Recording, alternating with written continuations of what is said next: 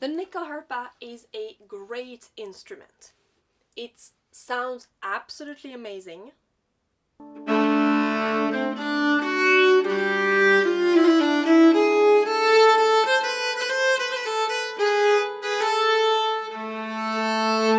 It looks impressive. It has lots of technical possibilities. It's great. However, there are things about this instrument that are not always great, or more that can be a little bit of a difficulty when you start playing this instrument, and that no one told you about.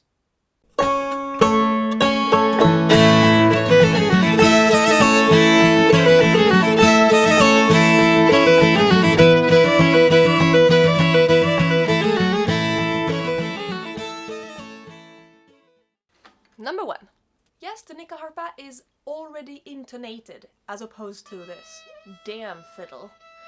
So you don't have to think about the intonation, you don't have to be super precise with your fingers. But not completely correct, actually. Because when you play Nyckelharpa, you still have to be precise enough to hit the right key. And when you are on what we would call on violin the first position, so as close to the head of the instrument as possible, yeah, it's pretty easy. You keep your fingers at the same place all the time. But when you climb, the keys become very tiny. And the thing especially I want to talk about right now is if you have, for example, a jump and then a figure, for example something like that. Yes, you don't have to intonate those tones. But what happens if you are not super precise and you land just one key wrong? Completely not what you were supposed to play. It's gonna be a semitone difference, and that clashes a heck lot. So yeah, you don't need to intonate as precisely as on a violin or any instrument of that family, but you still need to be precise enough so that your fingers land on the right place, because if you land just a little bit wrong, it's not gonna sound just a tiny bit out of tune, as it would on a violin, but it's gonna sound completely wrong. And I can tell you, by personal experience, that when you're in a jam session and you are not really paying so much attention to your playing because it's cool, because there are people around, you're distracted a little bit, maybe you're looking at someone else who is playing it while you are playing, and you happen to have your fingers land just one key too low or too high. It sounds very bad and it's very awkward, really. Number 2, it is hard to hold the Nyckelharpa. And playing it, especially for long periods of time in a row, can lead to problems in your neck, shoulders and back. The instrument is just not easy to hold in a way that is comfortable and allows playing without, getting the bow in your eye or such disagreeable things. Every person has a different body, so there is no perfect answer as to how you are supposed to hold the instrument so that it works and is comfy. I made a video about that, but there are different possibilities and none is perfect. So you will have to fiddle around, pun intended, to find something that works for you. And my best tips to avoid pain are: 1, vary how you hold the instrument. I usually play sitting, but sometimes I will stand and use the strap. Find a few different holds that work for you, even if some are not really your favorites, but change a little bit, so it's not always the same part of your body that gets, all the weight. Here it's my shoulder, but if I change a little bit, maybe it's going to be another part of my back. And 2, take care of your body. So stretch in between 2 tunes. Don't play like 3 hours in a row. Very bad for your back. Really stretch between tunes. Get up and walk a little bit and come back, And I would even say train. Demanding instruments for your body might require that you train some kind of strength. I train every morning to be able to carry these beasts around.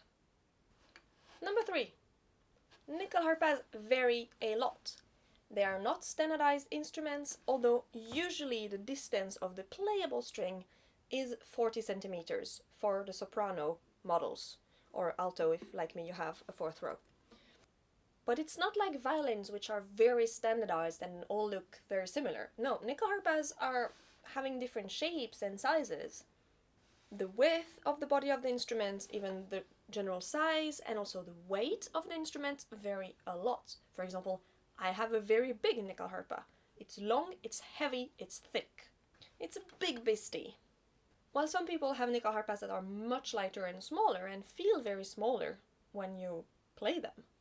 And what varies the most is, you guessed it, the keyboard. In general, different builders will have slight differences in their keyboards. So when you get to play on another Nyckelharpa than the one you're used to, it's hard to switch because it's not standard and your hand is used to a certain distance and suddenly you have very different distances between the keys, and especially up there it's gonna be different. And while we talk about up there, up in the keyboard, there is also this thing that on pretty much all Nyckelharpas, when you get high up in the register, the keys become too small to be playable if they are all put next to each other. So you have at least two of them, but usually more than that, that are put just underneath their row. So they're still part of this row, but they're put underneath, you know, just there. And the placement of these, which ones and how many they are, varies a lot from a Nyckelharpa to the next. So it's confusing. Number 4. It's difficult to carry around your Nyckelharpa, to travel with it and so on. Why? Because finding a good bag is hard. Nyckelharpa being a rare instrument, there are very few options for cases and bags for your instrument. It's quite a new thing to have proper Nyckelharpa bags that are shaped for the instrument. In older times maybe people would use guitar cases, not really working, but kind of. Depends on the Nyckelharpa and the case. But these are quite new and they're not always fitting every Nyckelharpa, especially the more rare ones like the octave Nyckelharpas and tenors and so on. Or maybe they're just not available for you because of your region, or I don't know. And these are soft cases. There are no hard cases for Nyckelharpas available on the market, as far as I know. Might have been improved in recent years, but sorry, I don't know yet. So what people usually do when they want to have a more protective case for the instrument is to build a box, usually wooden, usually very sturdy. These are very good actually because they're very, very solid. I mean, you can make them as solid as you want. You can also put your instrument on the box when you are not having it inside. For example, you play a tune, you need to put it down to play something else, poof, you put it in the case. They are not hard to make, so you can make one yourself. You just need to pad it a little bit inside so the Nyckelharpa is cozy and not jumbling around and getting destroyed inside the case, which would be a shame. But the problem with these is that they are super heavy. It's not the kind of case that you can put on your back. They usually don't come with a harness, so you need to carry them on the hand. And the Nyckelharpa itself is usually quite a heavy instrument thanks to the keyboard, and it gets really heavy very fast when you have to carry them around. So yeah, there is no good solution for hard cases for Nyckelharpas, so far, that I know of. Let me know if you know of hard cases for Nyckelharpas. This would be of public utility. Number 5. Precise bowing is hard. Well, bowing is hard in general on all instruments that are bowed. But on Nyckelharpa, the bridge is especially flat, which means that the difference of angle from one string to the next one is very, very small. So when you want to play on one string, it's very easy to catch the strings that are next to the one you actually want to play. Traditionally, the Nyckelharpas were played mostly several strings at a time. You had very soft bows and you would play more like chord stuff.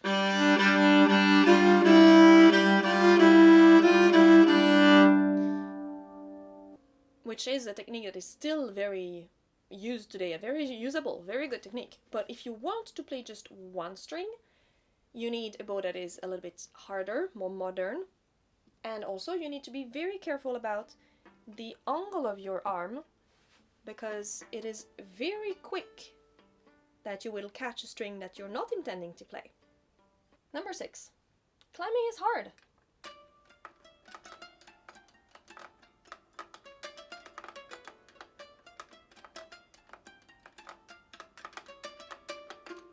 Nyckelharpas are meant to be the same range as a fiddle, but they don't have an E string. The A string is the highest one you get. So to compensate, your E is up there. Which means that if you want to play the same repertoire as the fiddles, you will need to climb. You will need to learn to get used to that part of the keyboard. Or even higher if the fiddles also do climb. And how hard this is to learn really depends on your motor skills and your background. I am a classical violinist from the start, so I'm used to climbing on the violin, but it's still difficult for me to climb on that. I know that for guitar players usually it's easier, probably because they do switch positions quite a lot on their guitars, but then they have more difficulties with the bow, so it's kind of balancing it. Many people actually are kind of scared of climbing. And they will stay in the first position quite a lot. And I understand that. It's also where you can just not look at your fingers all the time, and you can look at something else and you can relax a bit more. But if you want to explore the entire range of the instrument, you will have to climb, and it's difficult. You have to learn to do it, you have to find a good system to know where you are, and you have to practice things. You have to do scales and tunes and things that go up there. And you have to learn techniques for like changing from one finger to the next, and for climbing higher, and you have to learn to jump, and there are many techniques that are specific for just that on the Nyckelharpa, and that you will need to learn if you want to really play the instrument fully. Number 7. There is quite a difference between playing sitting and playing standing. This is maybe a bit of a personal problem of mine, but I play mostly sitting without a strap because it's what is the most comfortable for my body. However, I'm a performing musician, and playing on stage, especially for dancing, is more dynamic if you are standing. And when I'm sitting, first I don't have the strap on my body is much freer, so I don't feel the same. And also the angle of the instrument is different, slightly different. You know, when I play sitting, the instrument is a little bit more twisted towards me, and I have my leg there holding it in place. So I also have a different weight under, like pressure under my right arm, so it's more relaxed in general. And when I'm standing, I tend to have the Nyckelharpa quite flat on my body. I know that some people play more with an angle, but it just doesn't work for me. So I play a bit more flat against my body, so the angle is different. I don't see the keys the same way. I see them well, but it's not the same angle. And also the arm, the right arm, is holding the instrument against my body a bit more. So I have less flexibility, and here I can feel that my muscles are kind of working, although they are not like, I'm not actively pressing the instrument, but still I have to keep it there. And I have to readjust, you know, find the right angle and everything much more than when I'm sitting. And all this makes it different to play standing in comparison to playing sitting. So if you switch between the two, you might also have this difficulty that it feels different, and that you might need to practice both if you need to use one soon. For me, a few weeks before I'm going to play for a festival or a few concerts where I know I'm gonna be standing, I have to start forcing myself into practicing standing, so I'm not too put off by the different angles and everything when I'm on stage. Number 8. Nyckelharpa is hard to sonorize.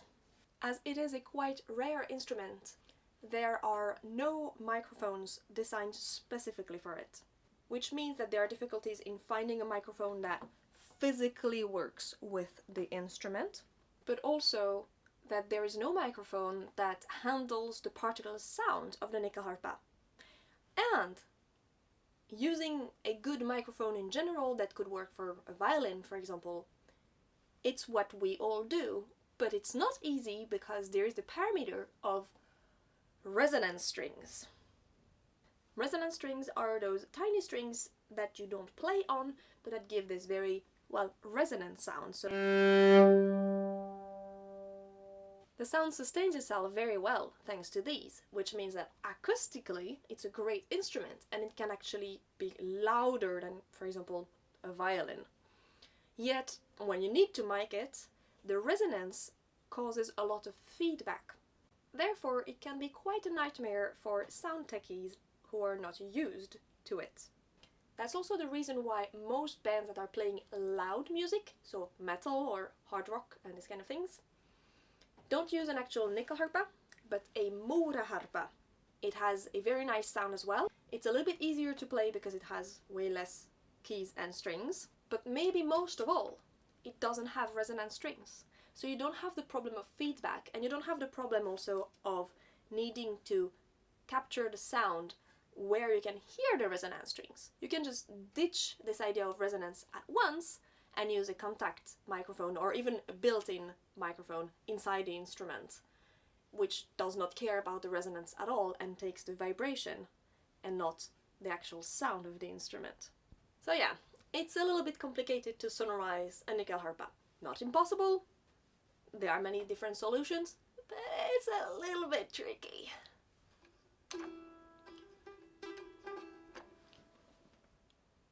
Number 9. You will have to learn to tinker your instrument yourself, very probably, because there are not so many builders of Nyckelharpa.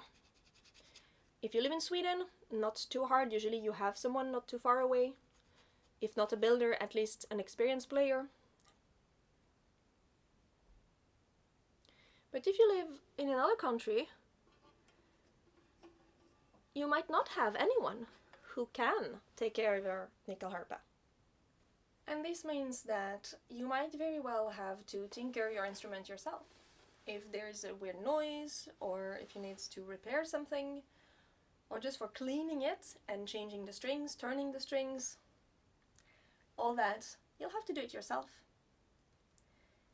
It's a little bit scary in the beginning, but I think it's a very good thing actually, because you learn to know your instrument much more intimately, if you see what I mean.